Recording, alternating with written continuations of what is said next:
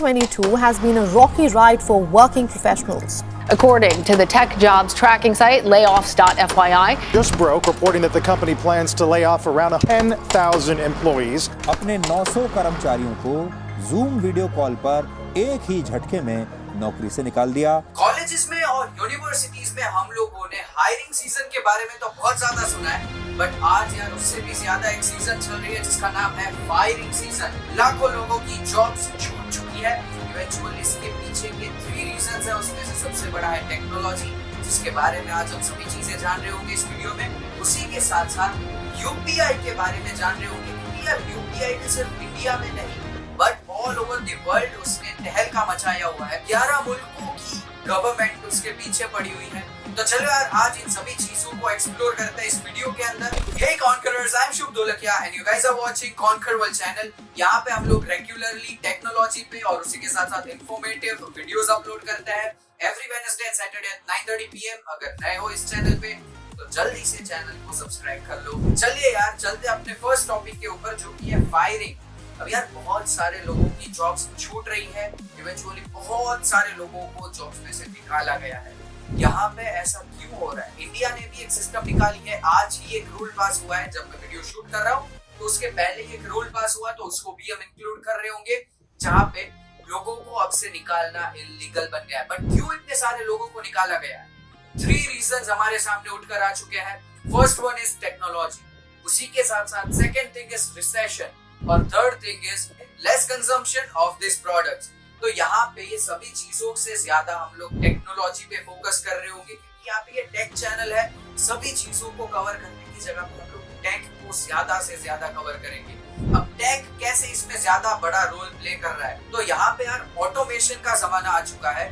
जो लोग हमारा काम करते हैं उससे ज्यादा मशीन्स हमारे लिए काम करने लगे। Amazon 2012-2014 के अंदर बहुत ज्यादा ऐसा कह रहा था कि आप हमारी कंपनी को ज्वाइन करो, क्यों नहीं कर रहे हो ज्वाइन। इवन उसने 2016 और 17 में बहुत सारे ऐसे कैंपेन्स चलाए थे कि आप हमारे यहाँ पे जॉब लो, बट उस टाइम पे वहाँ पे कोई भी जॉब लेने के लिए नहीं जा रहा था। बट उसी टाइम पे उन लोगों को वो रियलाइजेशन हो गया था कि लोगों से ज्यादा हम लोग मशीन्स पे रिलाई कर सकते हैं। तभी उन्होंने कंपनी खरीद ली थी जो कि रोबोट्स बनाती है। अब यार यहाँ पे हम लोगों ने जितना भी सुना है कि यहाँ पे बहुत सारी कंपनी ने बहुत सारे लोगों को फायर किया है, उसमें से Amazon ने शायद बहुत ज्यादा ही लोगों को फायर कर दिया है। अब ऐसा क्यों किया है? यहाँ पे यार Amazon ने जितने भी लोगों को फायर किया है वो ज्यादा से ज्यादा मैन्युअल काम करने में थे। मतलब वेयर हाउस में जो काम करते हैं, जो लोग डिलीवरी सर्विसेज करते हैं, उनमें से बहुत सारे लोगों को यहाँ पे निकाला गया है। अब ऐसा क्यों हुआ? क्योंकि यार जब उनको एम्प्लॉयज नहीं मिल रहे थे तब वो लोग रोबोट्स पे काम कर रहे थे, रोबोट की कंपनीज खरीद रहे थे। और उसके बाद यहाँ पे उन लोगों ने अभी ऐसे रोबोट्स डेवलप कर लिए हैं जो कि वेयर हाउस में इंसान जो काम करता है उससे भी ज्यादा स्पीड, ज्यादा एक्यूरेसी के साथ बहुत सारे काम कर सकते हैं। ओके, तो उनको क्यों ही चाहिए होंगे मतलब ऐसे इंसान जो कि बहुत धीरा काम करे, राइट?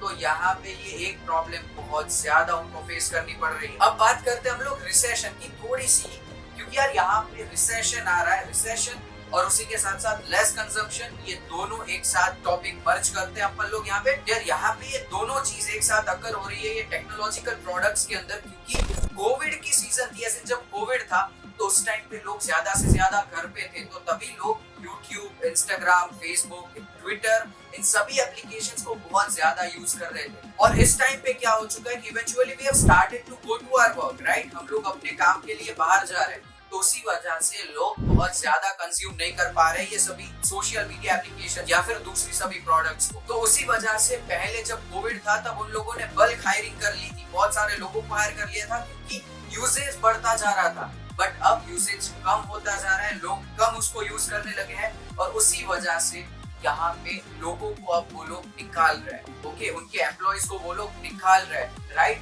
बट तब भी इंडिया ने एक रूल निकाला है, Indian government, Indian employment minister ने एक रूल निकाल दिया है कि यार अब से आप लोगों की अगर कंपनी 100% से ज्यादा है, आपकी कंपनी में 100 एम्प्लॉइज से ज्यादा है, तो आप लोग बल्क फायरिंग नहीं कर सकते। अगर आपको बल्क फायरिंग करनी है तो आपको गवर्नमेंट की अब से परमिशन चाहिए होगी। अगर आपकी कंपनी में 100 एम्प्लॉय से ज्यादा है, इवन मेटा और ट्विटर, वहां से सभी लोगों को निकाला जा रहा है, वो सॉफ्टवेयर इंजीनियर्स ही है। ओके, बट ऐसा क्यों किया जा रहा था वो आपको आज समझ में आ गया होगा, क्योंकि लेस कंजम्पशन हो रहा है, लेस यूसेज हो रहा है, तो उसी के साथ साथ कम लोगों की जरूरत पड़ रही है। वहीं पे यार अगर हम बात करें कि इन लोगों को निकाला जा रहा है, तो यार यहाँ पे हमें सिर्फ नेगेटिव पॉइंट्स ही उन कंपनीज के दिखाए जा रहे हैं कि लोगों को निकाल दे रहे हैं, ये चीज हो रही है, वो चीज हो रही है, बट कोई एक पॉजिटिव पॉइंट को नहीं देख रहा है कि जब भी कोई लोगों को ऐसे निकाला जाता है, बल्क हायरिंग नहीं बट बल्क फायरिंग हो रही होती है, उस टाइम पे लोगों को एक्स्ट्रा 2-3 महीने की सैलरी देकर निकाला जाता है।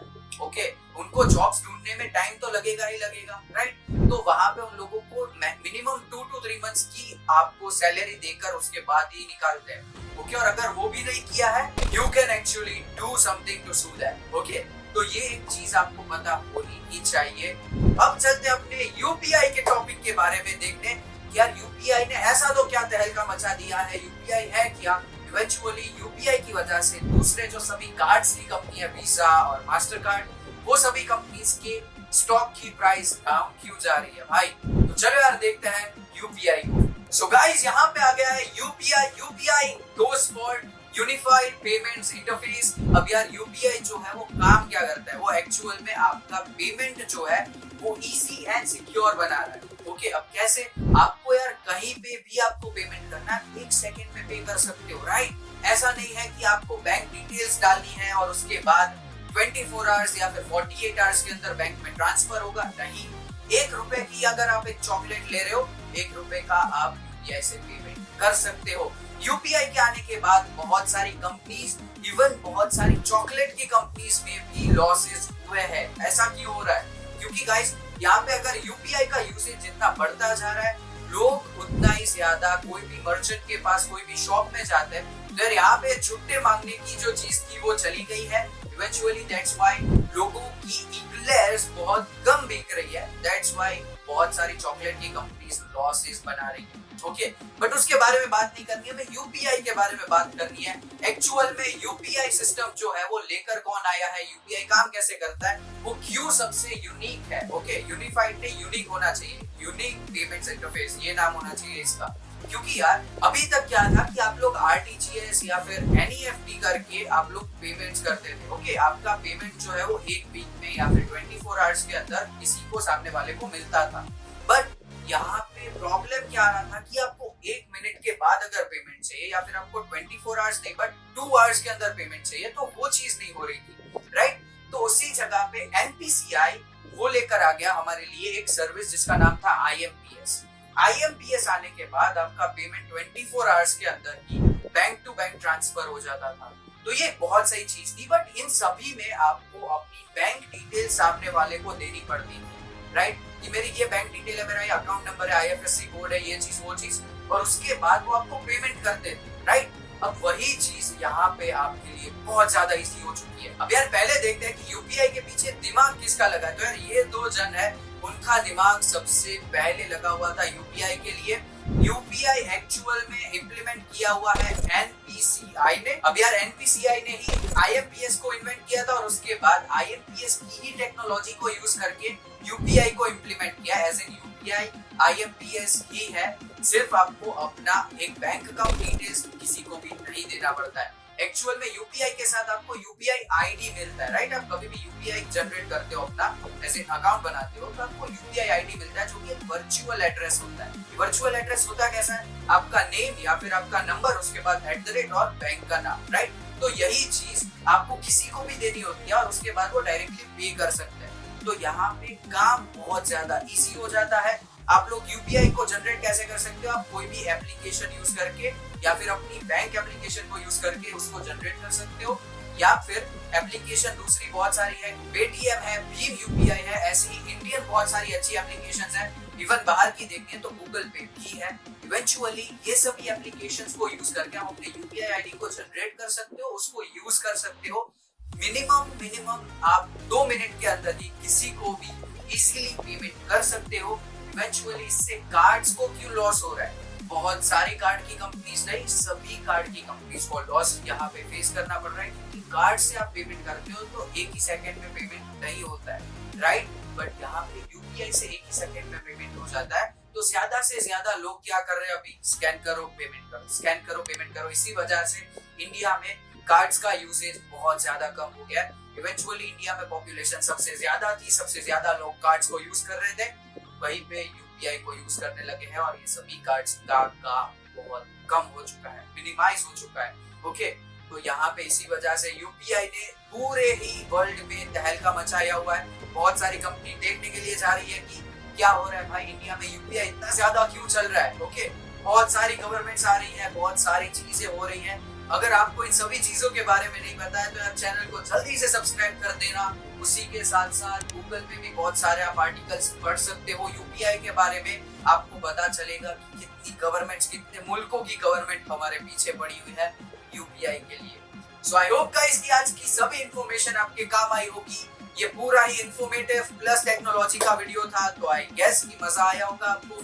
मजा आया है तो लाइक बनता है यार, इतना लंबा वीडियो देखा है तो एक लाइक तो करोगे ही। उसी के साथ साथ चैनल को सब्सक्राइब कर लो ऐसे ही टेक्नोलॉजी और इंफॉर्मेटिव वीडियोस देखने के लिए। मिलते हैं guys on next Wednesday and Saturday at 9:30 PM. Till then, stay safe and see you people later.